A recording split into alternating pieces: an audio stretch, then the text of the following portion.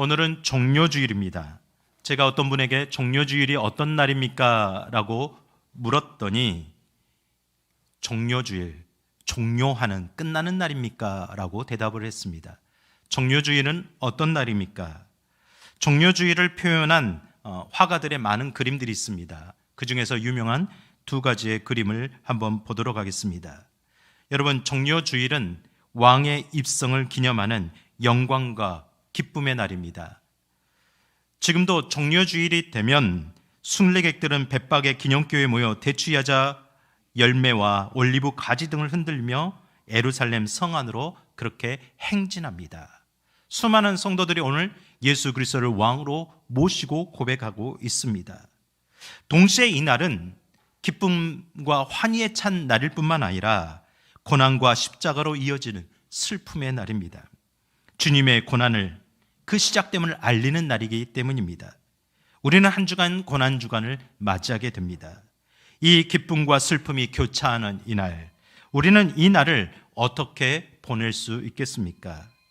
오늘 예루살렘에 입성하시는 주님, 그들이 어떤 사람들이 어떤 마음으로 맞이했는지 함께 저는 살펴보고자 합니다. 그리고 오늘 우리에게 주시는 영적인 교훈을 얻고자 합니다. 오늘 말씀을 통해서 우리도 왕으로 오신 예수 그리스도를 기쁨으로 맞이하는 영적 은혜가 임하시기를 간절히 축원합니다. 동시에 고난주간이 시작됨을 알고 주님의 십자가를 더 깊이 묵상하며 가까이 나아가서 근심하며 절제하는 은혜도 임하시기를 간절히 기원합니다.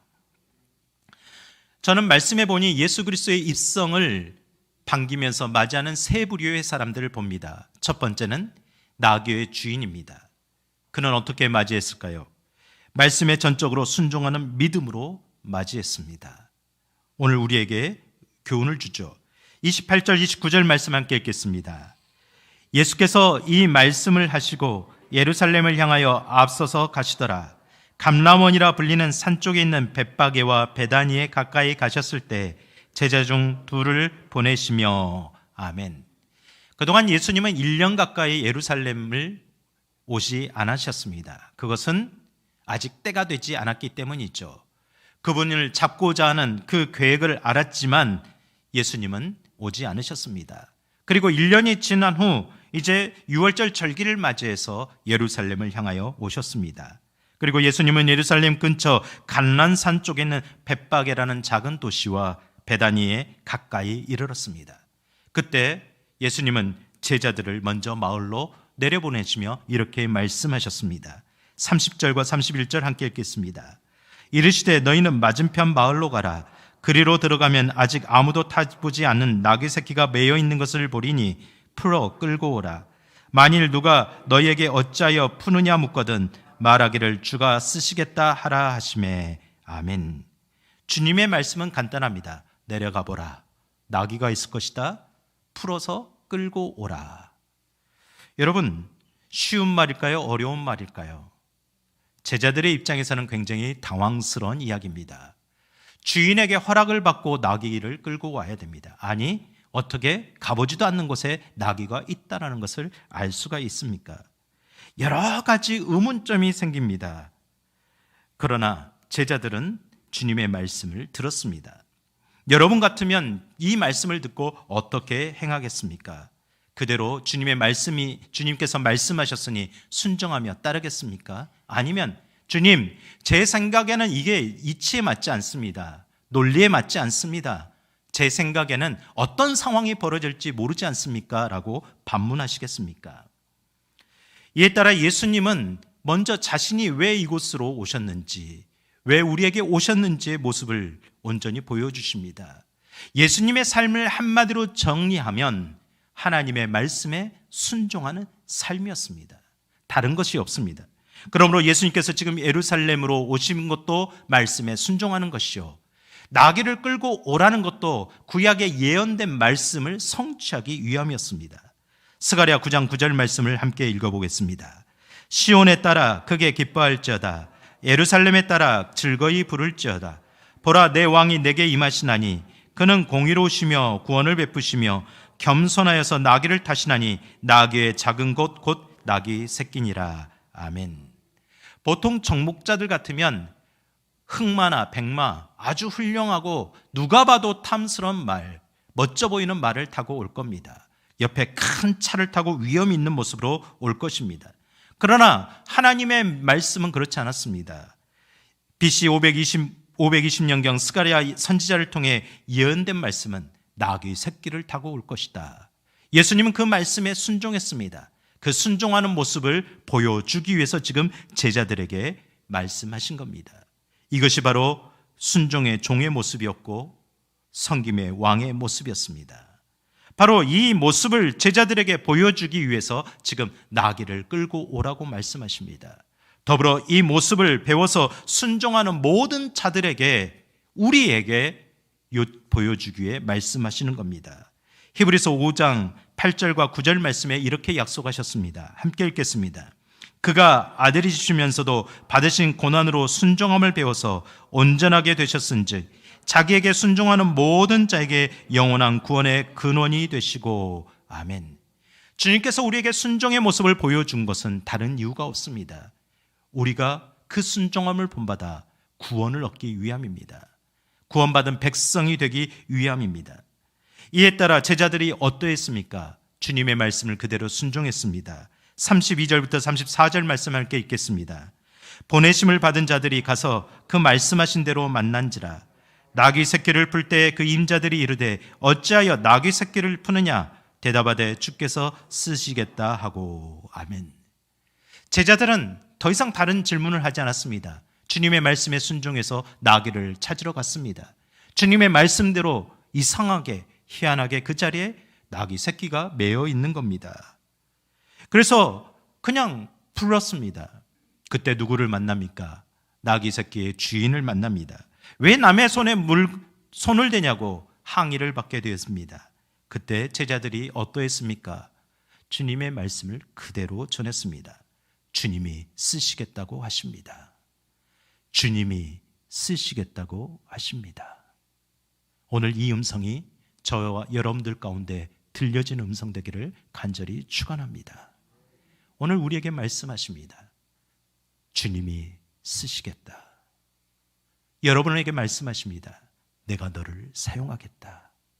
내가 너의 달란트를, 내가 너의 인생을, 내가 너의 생명을 사용하겠다. 여러분은 그 말씀을 듣고 어디까지 순종할 수 있습니까?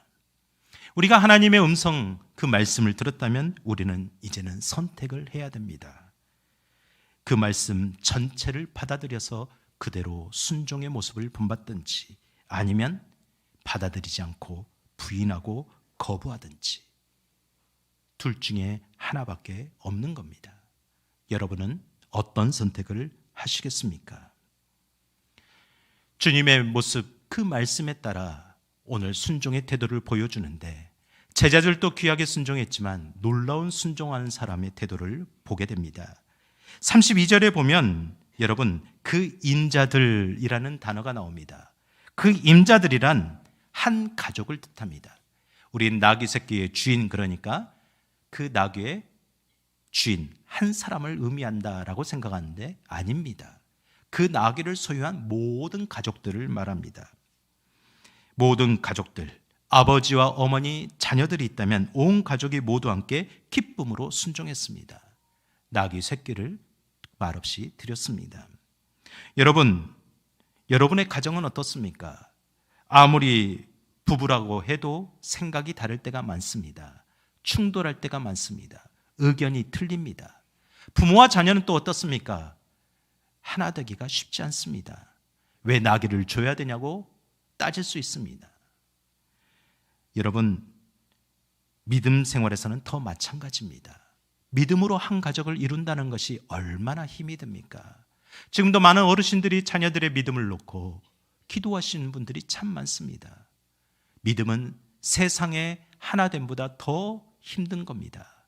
왜 그렇게 힘들까요? 우리가 부러워할 만큼 이 가족들은 믿음으로 하나 되었습니다. 부모가 순종하며 자녀들도 동일하게 순종하는 모습을 보여줍니다. 여러분, 이게 쉬운 일이 아닙니다. 그 당시 나귀는 그 가정의 생활 필수품이었습니다. 교통수단이었습니다. 짐을 싣고 나르는 특별한 동물이었습니다. 그 나귀 새끼는 점점 커갈수록 튼튼하게 키워서 먼 미래에 투자 가치가 있는 겁니다.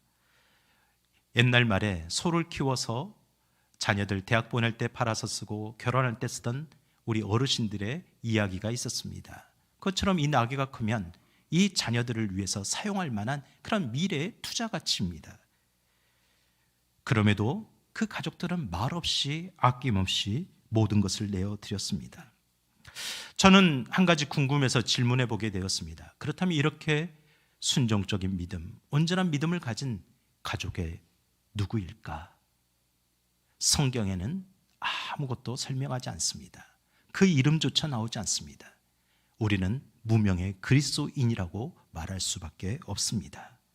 그럼에도 그 무명의 그리스도인은 순종하는 믿음의 사람임을 우리에게 보여주고 있습니다. 예수님이 그들에게 직접 찾아가서 내가 쓰겠다라고 말하지 않았습니다. 제자를 통해서 단순히 말씀을 전할 뿐이었습니다. 그럼에도 그들은 놀랍게도 주님의 음성을 들었습니다. 그 말씀에 응답하고 순종했습니다. 여기서 우리는 한 가지 또 영적 교훈을 찾게 됩니다. 사랑하는 성도 여러분, 우리는 주님의 음성을 어떻게 듣고 있습니까? 어디서 들을 수 있습니까? 여러분이 매일 성경 말씀을 통해 그곳에 나타나는 주님의 말씀을 듣습니다. 그 속에서 음성을 듣습니다.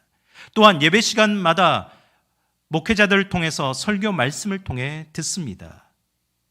여러분 어떤 마음으로 듣고 어떻게 응답하고 있습니까? 많은 사람들이 자기들의 짧은 지식으로 제한된 경험으로만 들으려고 합니다. 말씀에 순종하는 그 범위를 스스로 정하려고 합니다. 순종의 기준은 내가 아닙니다. 주님이십니다. 그분의 말씀입니다. 바라기는 우리 성도들도 나귀 새끼를 드린 가족들처럼 말씀의 기쁨으로 따르는 온전한 순종함이 있기를 간절히 축원합니다. 더불어 목회자도 마찬가지입니다. 주님의 말씀을 그대로 전했던 제자들처럼 저도 먼저 주님의 말씀을 들어야 됩니다. 먼저 순종하며 바르게 전해야 될 사명이 있습니다. 우리가 함께 주님 앞에 순종하는 삶을 드릴 수 있기를 간절히 축원합니다. 우리는 순종에 대한 이야기를 할 때 사무엘상 22절 말씀을 볼 수 있습니다. 함께 읽겠습니다.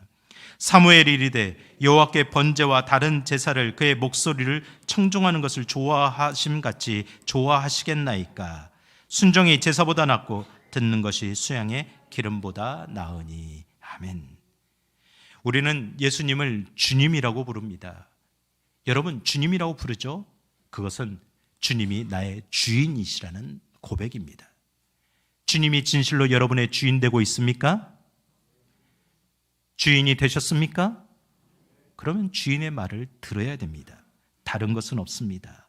그러므로 주님이라고 부를 때 나는 당신의 말에 순종하는 사람이 되겠습니다. 라는 그런 고백을 드리는 겁니다. 그런 고백을 드렸다면 우리도 그렇게 따라야 되지 않겠습니까? 사랑하는 성도 여러분, 순종하는 마음을 드리시기를 바랍니다. 순종하는 마음을 드릴 때 주님을 위해 나귀 새끼를 드리는 그 가족처럼 주님의 일에 쓰임받게 될 줄 믿습니다.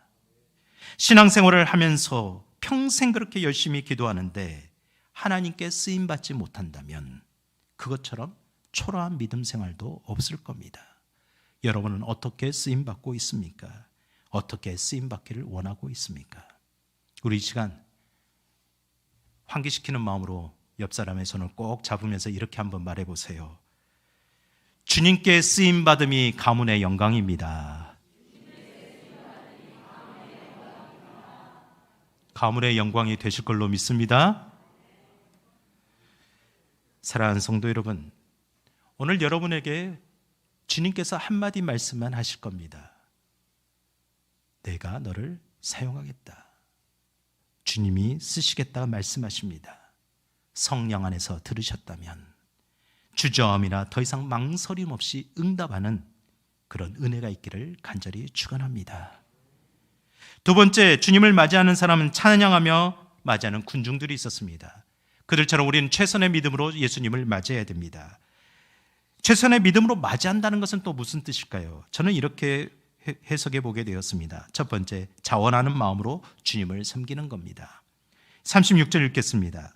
길을 가실 때 그들이 자기의 겉옷을 길에 펴더라.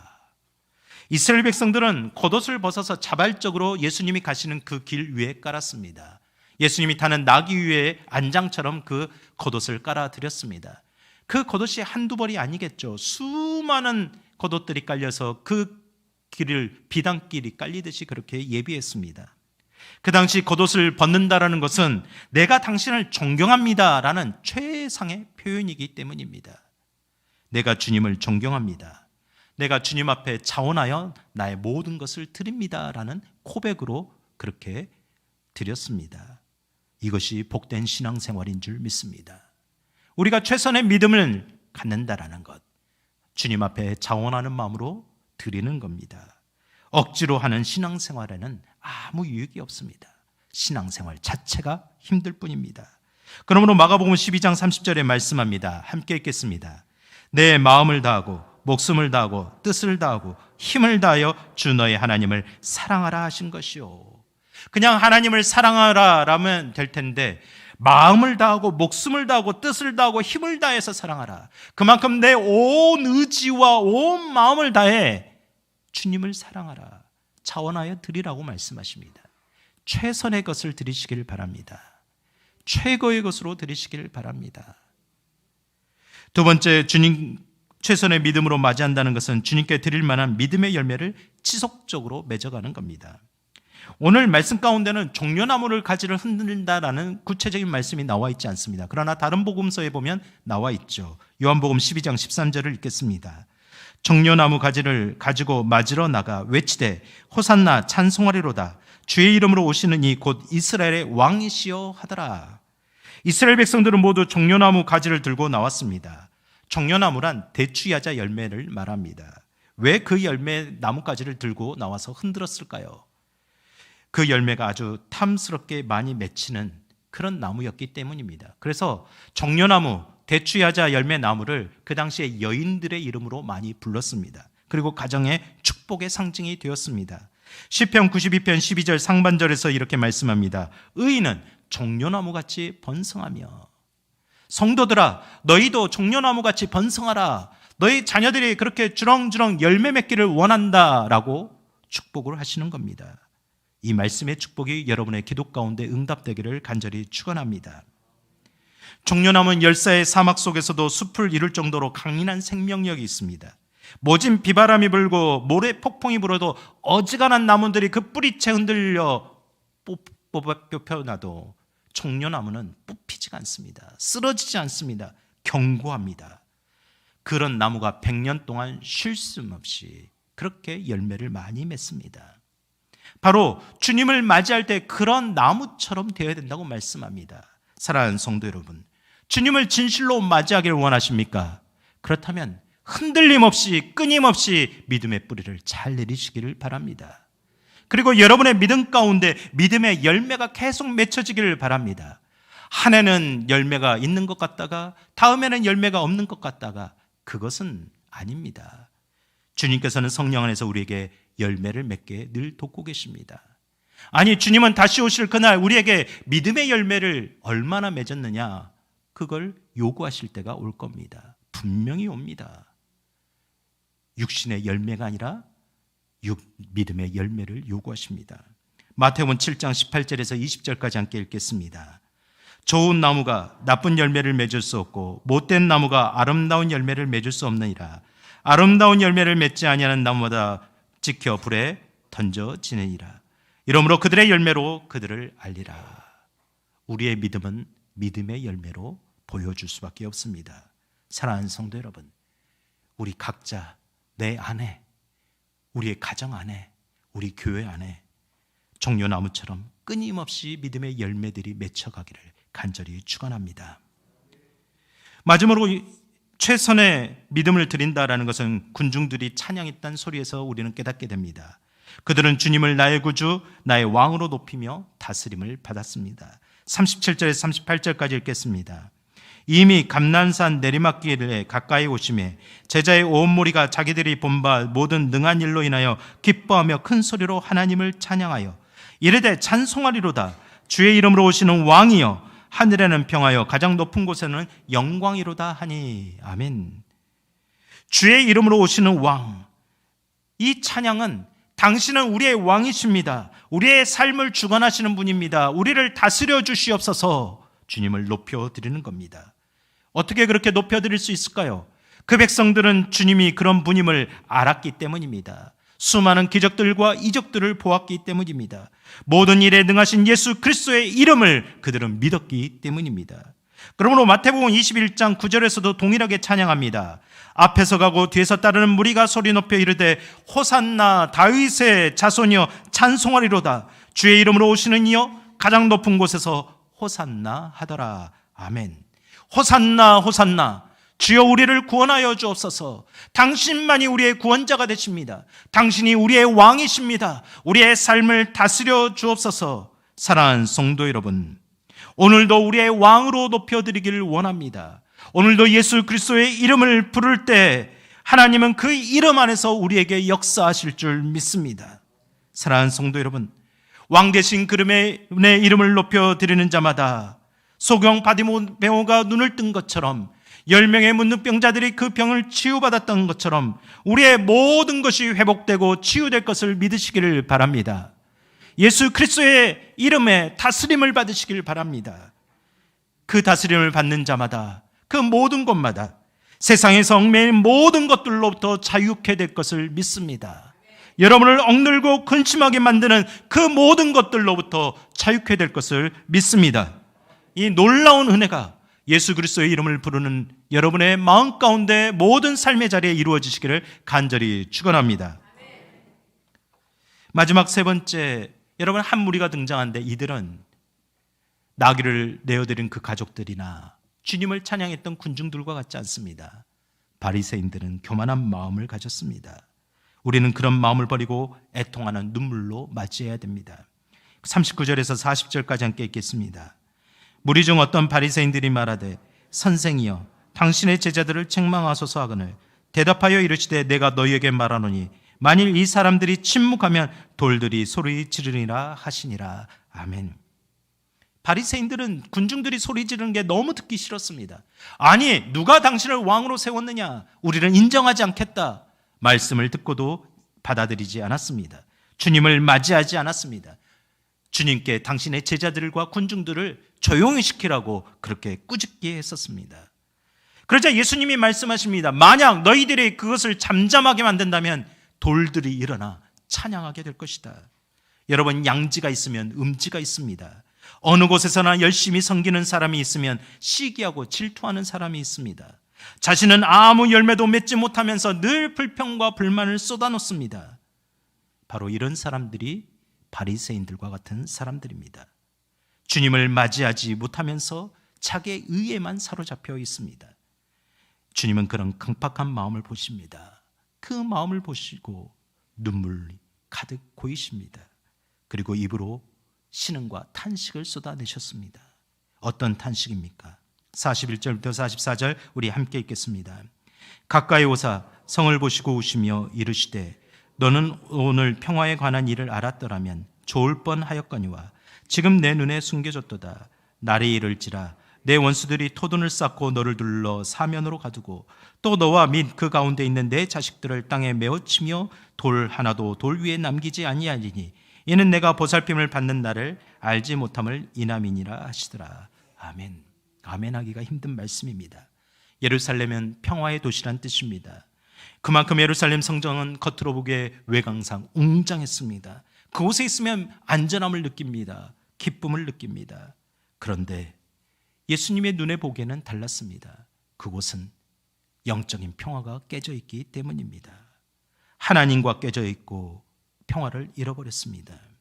그럼에도 불구하고 바리새인들과 같은 많은 사람들은 육적인 평화와 안정만을 구하며 성을 쌓아갑니다.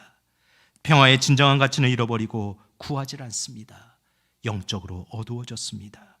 주님의 눈에는 그것이 보이는 겁니다. 주님의 눈이 여러분의 심령, 여러분의 마음을 볼 때 어떤 마음이 드시겠습니까? 여러분, 주님의 눈에는 그날이 다가옴을 보이는 겁니다. 하나님의 진노와 심판이 임하게 될 것을 보게 되었습니다. 44절에 여러분, 보살핌 받는 날이라는 구절이 나오죠. 이 말은 과거 개역 한글 성경에서는 권고를 받는 날, 권면을 받는 날이라고 해석했습니다. 영어 성경에서는 The time of God's coming, 하나님이 오시는 날, 여러분이 아는 재림주가 오시는 날입니다. 여러분, 성경을 밑에 보면 작은 글씨로 각주가 달려 있습니다. 심판.